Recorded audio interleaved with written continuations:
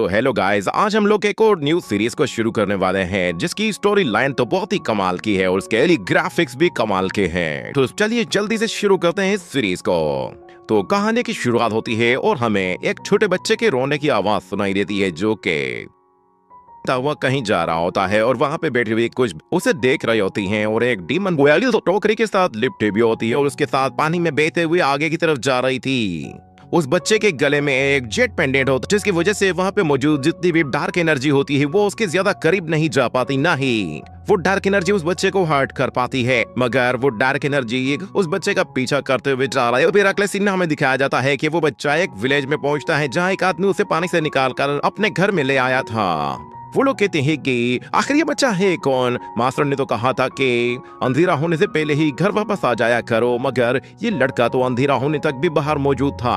समझ में नहीं आ रहा कि आखिर इसने बाहर कैसे सरवाइव किया है। तो दूसरा बंदा कहता है कहीं ये भी एक मॉन्स्टर तो नहीं मर। वहां पे मौजूद तीसरा बंदा जो कि गूंगा होता है इशारों की जबान में उसके पेंडेंट की तरफ इशारा करते हुए कहता है कि जरा इसे देखो।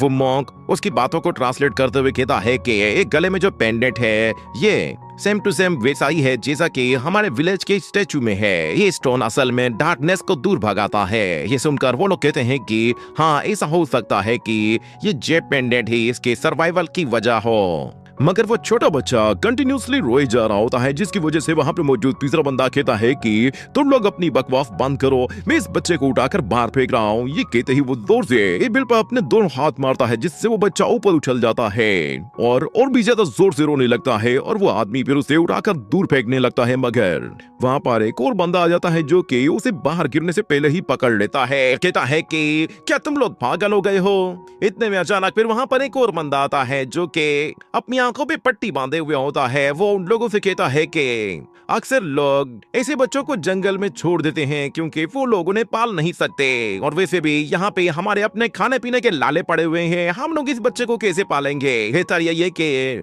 इसे किसी और को देकर आओ। मगर वहां पे मौजूद वो माफमैन कहता है कि क्यों ना मैं इसे अपने किसी ढेरे इंसेक्ट से कटवा लूं तो ये यहीं पे ही खत्म हो जाएगा। कहने के बाद हम देखते हैं कि एक सेंटीपेड उसके बिल्कुल करीब पहुंच जाता है। मगर अचानक से वहां पर एक लेडी आती है जो कि उस सेंटीपेड का काम तमाम कर देती है और उनसे कहती है कि बच्चे से अपने हाथ दूर हटाओ, मेरे पास एक गाय है जिससे मैं इस बच्चे को दूध पिला सकती हूँ। और वो उन लोगों से भी कहती है कि मुझे तुम लोगों की सपोर्ट की कोई जरूरत नहीं। जिसके बाद वो विलेज चीफ की तरफ देखती है और कहती है कि आप इसके बारे में क्या कहते हैं, क्या हमें इसे रख लेना चाहिए? वो ओल्ड मैन हंसना शुरू कर देता है और कहता है कि फाइनली हमारे इस डिसेबल्ड ओल्ड विलेज के पास एक नया लड़का होगा जो कि बिल्कुल हेल्दी होगा।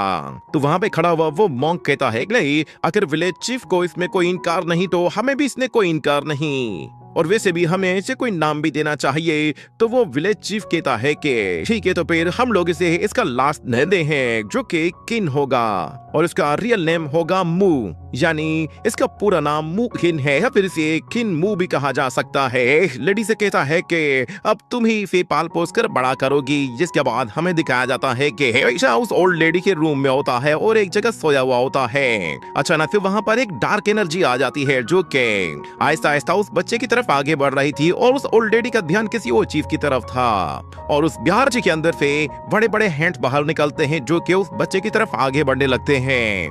मगर इतने में वो लेडी अपनी सुई से धागा खींचती है तो वो धागा उन हाथों में फंसता है और वो हाथ वापस से पीछे हट जाते हैं और वो लेडी उस सुई धागे से किसी चीज को सी कर पूरी तरह से बंद कर देती है। इसके बाद हमें दिखाया जाता है कि वो किसी और चीज को नहीं बल्कि एक औरत के जिस्म को सी रही थी और फिर वो वापस से अपने उस बच्चे को उठाकर सब लोगों के पास लेकर जाती है। वो मॉन्क जैसे उसे उठाता है तो वो छोटा बच्चा उसके ऊपर ही सोसू कर देता है और वो बच्चा फिर उसके हाथ से निकलकर सीधा पानी की गहराइयों में जा रहा होता है। तो वहां पर एक जायंट मछली होती है जो कि उसे खाने वाली थी, मगर वो बच्चा वहां से निकलकर बाहर ऊपर की तरफ चला जाता है और उस पत्ते के ऊपर से नीचे गिरते हुए वो वापस से जमीन पे आ जाता है। तो उसे अपने सामने बहुत सारे कीड़े मकोड़े दिखाई देते हैं, यहाँ तक के बड़े बड़े सांप और बिच्छू भी मौजूद थे और एक बिच्छू तो उसे डंक मारने की कोशिश करता है मगर वो बच्चा तो उसके डंक से ही लिपट जाता है।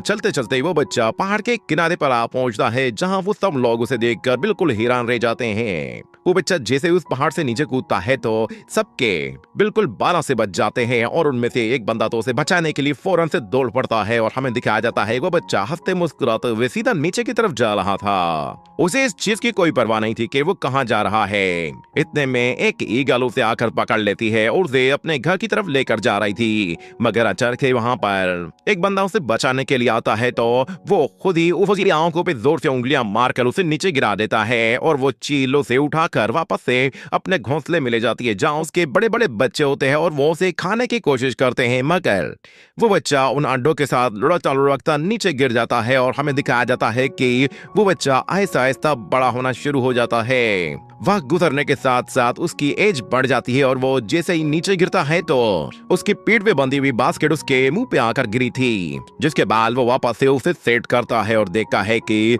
वो तो मॉन्स्टर फॉरेस्ट के बिल्कुल बीचों बीच खड़ा है जहां पर चारों तरफ उसके मॉन्स्टर ही मॉन्स्टर मौजूद है। से एक नेचुरल हर्ब लेता है और फौरन से 9 तो 11 हो जाता है। इसी तरह वो वहां से निकलकर एक स्टेचू के सामने आकर खड़ा हो जाता है। वो स्टेचू दिखने में ही उसे काफी ज्यादा डरावना लगता है। जैसे ही उसके सामने छांव हो जाती है तो अचानक वहां पर कुछ अजीब सी हरकत होने लगती है जिस पर उसे काफी डर लगने लगा था, क्योंकि पास में पड़े हुए जितने भी पत्थर थे वो सारे के सारे हवा में ऊपर आ गए थे। ये देखकर वो बिल्कुल सरप्राइज हो जाता है। पत्थरों को जैसे ही हल्का सा पुश करता है तो वो पत्थर बगैर किसी ग्रेविटी के आसपास मूव करने लगते हैं और जैसे ही बादल वहां से हटते हैं और सूरज की रोशनी उस स्टैचू पर पड़ती है तो वो ग्रेविटी बिल्कुल नॉर्मल हो जाती है और सारे पत्थर नीचे गिर जाते हैं। ये देखकर इनमू बहुत ज्यादा डर जाता है और वापस से वहां से भाग कर दूर निकल जाता है। और सीन में हमें दिखाया जाता है कि वो वहां पे मौजूद एक जायंट स्टैचू के फेस के ऊपर चढ़ रहा होता है जो कि एक पहाड़ से भी ज्यादा ऊंचा था। मगर किन हार मानने वाला नहीं था। वो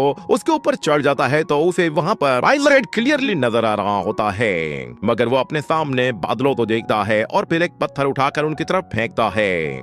मगर वो पत्थर किसी चीज से टकराते हैं और गायब हो जाते हैं और दूसरी तरफ हमें दिखाया जाता है कि किन्मू वो वहीं पर ही बेड़े बेड़े सो जाता है। जिसके बाद अंधेरा हो जाता है तो वहां पर एक जायंट फेस अपीयर होता है जिसकी सिर्फ एक ही आंख दिखाई देती है। और जैसे ही किन की आंख खुलती है तो वो अपने घर में मौजूद होता है। उसे होश में आता देखकर वो सब लोग बिल्कुल खुश हो जाते हैं और कहते हैं कि तुम्हारा दिमाग तो ठीक है, हम लोगों ने तुम्हें कुछ हर्फ लेने के लिए भेजा था और तुम बाहर जाकर सो गए थे। क्या तुम्हें दिखाई नहीं देता कि बाहर कितना अंधेरा होने वाला था? नेक्स्ट टाइम ऐसी गलती की तो तुम्हारा घर से बाहर जाना बंद। तुम्हारी मदर भी फिर तुम्हें नहीं बचा पाएगी। और अगले सीन में हमें दिखाया जाता है कि किन्मो अपनी ग्रैंड मदर और चीफ से कहता है कि आप लोग कहते हैं कि जब डार्कनेस होगी तो उस डार्कनेस में कोई बहुत ही खतरनाक चीज हमारी तरफ आगे बढ़ती है जो कि हमें जिंदा चबा सकती है। हम बता सकते हैं कि आखिर वो सब क्या चीजें हैं। वो विलेज चीफ उससे कहता है कि वो जो कुछ भी है हमें इससे कोई लेना देना नहीं, बस हमें इतना मालूम है कि वो हमारे लिए खतरनाक है और जब तक हमारे विलेज में वो स्टोन स्टैचू मौजूद है तब तक वो सारे के सारे डार्क फोर्स हमारे विलेज में एंटर नहीं होंगी। फिर किन्मू कहता है कि आखिर उन स्टोन्स में ऐसा क्या है। फिर विलेज चीफ कहता है कि हमारे डाशू विलेज की बहुत सारे सीक्रेट्स हैं, उन्हें जानने की कोशिश ना करो तो ही अच्छा है, क्योंकि उन्हें जानने के चक्कर में तुम अपनी लाइफ बिला वजह में ही गवा बैठोगे। ये सुनकर किन्मू कहता है कि अच्छा ठीक है, तो फिर मैं वापस से नेचुरल हर्ब जमा करने के लिए जा रहा हूँ। तो फिर उसकी ग्रैंड माँ कहती है कि तुम डार्कनेस होने से पहले ही घर वापस आ जाना। उसके जाते ही वो ग्रैनी कहती है कि पिछले कुछ सालों में मैंने नोट किया है कि उसकी अवेकनिंग के कोई भी साइन नहीं हो रहे हैं। ऐसा लग रहा है कि जैसे वो शायद कल्टीवेशन के लिए पैदा नहीं हुआ है। पता नहीं वो ऑर्डिनरी लोगों की तरह कैसे जिंदगी गुजारेगा। तो फिर ग्रैंडपा कहता है कि ऑर्डिनरी लोग वो सिर्फ और सिर्फ कुछ साल तक ही जिंदा रह पाते हैं। मास्टमैन कहता है कि अगर वो ऑर्डिनरी इंसान की तरह जिंदगी गुजारेगा तो वो डाशू विलेज में कैसे सरवाइव कर पाएगा, क्योंकि ये जगह बहुत ही ज्यादा खतरनाक है। हाँ, अगर तुम चाहती हो कि उसकी अवेकनिंग कंप्लीट हो जाए तो फिर तुम्हें 4 यूनिट ब्लड्स की जरूरत पड़ेगी और उसके बाद तुम्हें उस पर पूरा फोकस करना होगा। अगले फिल्म में हमें दिखाया जाता है कि किन गाय के ऊपर बैठकर बांसुरी बजाते हुए जंगल की तरफ से निकल जाता है। अचानक वो देखता है कि कि जैसे जैसे अंधेरा होने लगा है तो वहाँ पे मौजूद क्रीचर्स और मॉन्स्टर्स वहाँ से भागने लगे हैं। देखकर वो काफी ज्यादा सरप्राइज होता है और कहता है कि आखिर इस डार्कनेस में क्या है। ये कहने के बाद वो उस स्टैचू की तरफ देखता है, मगर अचानक से वो गाय बिल्कुल आउट ऑफ कंट्रोल हो जाती है और भागना शुरू कर देती है, जिस पर किन कहता है कि न्यू ये क्या कर रही हो तुम, वापस आ जाओ। मगर वो गाय रुकने का नाम ही नहीं लेती और दौड़ते हुए वहां से दूर जाने की कोशिश करती है तो इन उसके नीचे जाते जाते अचानक से उससे आकर टकरा जाता है। अगर जैसे ही वो खड़ा होता है तो अचानक से उसे किसी की आवाज सुनाई देती है जो कि उसे मदद के लिए पुकारती है। ये देखकर किन परेशान हो जाता है कि यहाँ पे तो कोई भी नहीं, फिर मुझे मदद के लिए कौन पुकार रहा है। जब वो उस गाय की तरफ देखता है तो उसे पता चलता है कि ये आवाज तो उस गाय की तरफ से आ रही है। वो न्यू से कहता है कि क्या ये तुम हो जो मुझसे बातें कर रही हो। फिर वो गाय उससे कहती है, हाँ मैं मेरे ही दूध से पाल पोस कर बड़ा किया गया है, इसलिए मैं तुम्हारी हाफ मदर हूँ, मगर फिलहाल मुझे तुम्हारी मदद की जरूरत है, तुम मुझे बचा सकते हो। तो किन कहता है, मैं तुम्हें कैसे बचा सकता हूँ। तो फिर वो गाय कहती है कि मेरे सिर के ऊपर एक नीडल लगी हुई है जिससे मुझे बहुत ज्यादा तकलीफ होती है, क्या तुम उसे मेरे सिर से निकाल सकते हो। इसे निकालने में मुझे तकरीबन 11 साल लग गए हैं, मगर अभी तक मैं इसे नहीं निकाल पाई। मगर किन जब उस नीडल को देखता है तो वो कहता है कि इसे देखकर तो ऐसा लग रहा है कि जैसे ये नीडल मेरी ग्रैंडमा ने यहाँ पे चुबाई है। मगर फिर न्यू कहती है कि ये क्या कर रहे हो बच्चे, क्या तुम मुझे 11 साल का ये सिला दे रहे हो कि तुम एक नीडल मेरे हेड से नहीं निकाल सके। एक वो उसे इमोशनल ब्लैकमेल करने लगती है, जिस पर किन मान जाता है और वो उसके फोरहेड पर उस नीडल को निकालने के लिए अपना हाथ उसकी तरफ आगे बढ़ाकर उसे जैसे ही खींचता है तो उस नीडल के अंदर से खून निकल आता है, जिस पर किन थोड़ा सा डर जाता है। मगर उसकी आंखें अचानक से घूम जाती हैं और वो वहीं पर ही धड़ाम करके नीचे गिरती है। ये देखकर किन बहुत ज्यादा परेशान हो जाता है कि ये सब क्या हो गया। वो न्यू से उठने के लिए कहता है, मगर उसे होश नहीं आ रहा है। किन परेशान हो जाता है कि आखिर उसकी मदर के साथ हुआ क्या है, वो होश में क्यों नहीं आ रही और ऊपर से उसके पेट में यह अजीब सी हरकत क्या हो रही है। देखते ही देखते गाय के पेट के अंदर से एक हाथ बाहर निकलता है जो कि बिल्कुल इंसानों के हाथ जैसा होता है। ये देखकर वो और भी ज्यादा डरने लगता है और फिर अचानक से किसी के हंसने की आवाज सुनाई देती है। वो आवाज एक लड़की की थी। वो हंसते हुए कहती है कि फाइनली 11 साल तक मुझे इस लेकिन के अंदर लॉक करने के बाद मुझे आजादी का मौका मिल रहा है। एक स्नेक गर्ल बाहर निकल आती है जो कि 11 साल तक उस बॉडी के वो अपनी आजादी पर बहुत ही ज्यादा खुश होती है। मगर जब उसकी नजर किन पर पड़ती है तो वो फौरन से उसके पास आती है और कहती है कि तुम्हें तो मैं आज मारूंगी, क्योंकि ये सब कुछ तुम्हारी वजह से हुआ है। अगर तुम पैदा ना हुए होते तो मुझे कभी भी वो ओल्ड लेडी इस स्किन के अंदर 11 साल तक कैद ना करती है। कहते ही वो उस पर जैसे ही हमला करती है तो किन खुद को बचाने की कोशिश करता है, मगर वो लड़की उसे पकड़कर उठाकर दूर फेंकती है। इसकी वजह से उसके कंधे पर हल्की सी चोट लग जाती है और वो उस लड़की से कहता है कि आखिर कौन हो तुम और तुम मुझे पालने के लिए काऊ क्यों बनी हुई थी। तो फिर वो ओल्ड लेडी उसे बताती है कि शानलॉन्ग सिटी के लॉर्ड की वाइफ हूँ। ये कहते हुए वो उस पर फिर से अटैक करती है और एक लात मारकर जोर से उठाकर दूर फेंकती है और फिर उस पर अपने पंजे से वार करती है, जिससे वो बाल बाल बचता है। मगर वो लड़की फिर उसे गले से पकड़कर ऊपर उठा लेती है और कहती है कि उस ओल्ड लेडी ने मुझे बेवकूफ बनाकर मुझे काऊ में कन्वर्ट कर दिया। मैंने 11 साल उसके पेट के अंदर गुजारे हैं, मैं भला तुम्हें इतनी आसानी से कैसे जाने दे सकती हूँ। ये कहने के बाद वो अपने हाथों से पॉइजनस एनर्जी जनरेट करती है और कहती है कि मैं इस सारी नफरत को तुम्हारे साथ यहीं तक ही दफन कर दूंगी। ये कहते ही वो उसे मारने ही वाली होती है कि अचानक से किन को पीछे कुछ नजर आता है। वो कहता है कि ग्रैंडमा मुझे बचाइए।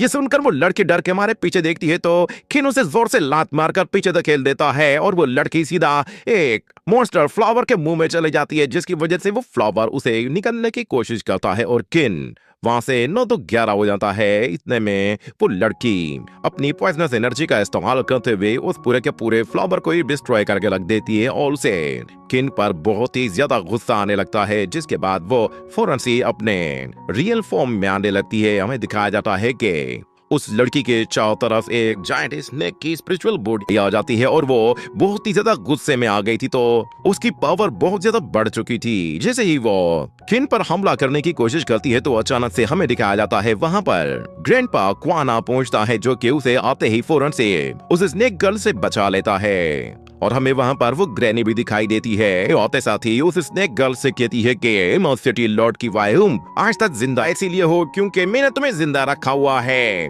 तुमने अगर इस बच्चे को दूध ना पिलाया होता तो मैंने तुम्हें 11 साल पहले ही मार दिया होता। जरा एक मर्तबा सोचो, अगर ये बच्चा ना होता तो क्या तुम अब तक जिंदा होती? तुम्हारे पास जो जिंदगी है वो इसकी वजह से है। वो स्नेक गर्ल कुछ कहने की कोशिश करती है मगर ग्रैनी एक नीडल उसके सिर के आर पार कर देती है, जिससे उस स्नेक गर्ल का काम वही तमाम हो जाता है। और वो ग्रैनी उससे कहती है कि तुमने बिल्कुल गलत मेथड यूज किया है। मैंने तुम्हारे हस्बैंड को बिल्कुल भी किसी काम के लिए नहीं उकसाया था, बल्कि मुझे तो तुम्हारी जैसी औरतों से बहुत ज्यादा हमदर्दी ने गलत मेथड चुन लिया। तुमने मेरे ही बच्चे को मारने की कोशिश की है, जिसकी वजह से अब मुझे मजबूरन तुम्हें मारना पड़ा है। और फिर ग्रैंडपा क्वान किन से कहता है कि तुम्हें अभी भी मार्शल आर्ट का कोई भी एक्सपीरियंस नहीं है। इस दुनिया में ताकतवर राज करता है और कमजोर गुलाम बनकर रहता है। ये कहने के बाद वो वहाँ पे मौजूद उस लड़की को और उस गाय की बॉडी को उठाकर वापस पानी में दे फेंकता है। और फिर किन से कहता है कि जरा इस बिग वॉइड को देखो, ये दुनिया बहुत बड़ी है। अगर ग्रैनी कहती है कि आज मेरे बच्चे की अवेकनिंग का दिन है, ये सुनकर किन कहता है कि क्या मेरी अवेकनिंग? और फिर ग्रैनी कहती है कि हाँ, आज तुम्हारी अवेकनिंग का दिन है, इसीलिए आज तुम्हें हमारे साथ चलना है। उनके जाने के बाद हमें दिखाया जाता है वहाँ पर वही डार्कनेस आ जाती है जो कि पानी में पड़ी हुई उन दोनों डेड बॉडीज को पूरी तरह से जलाकर राख कर देती है। उनकी सिर्फ और सिर्फ हड्डियां ही रह जाती हैं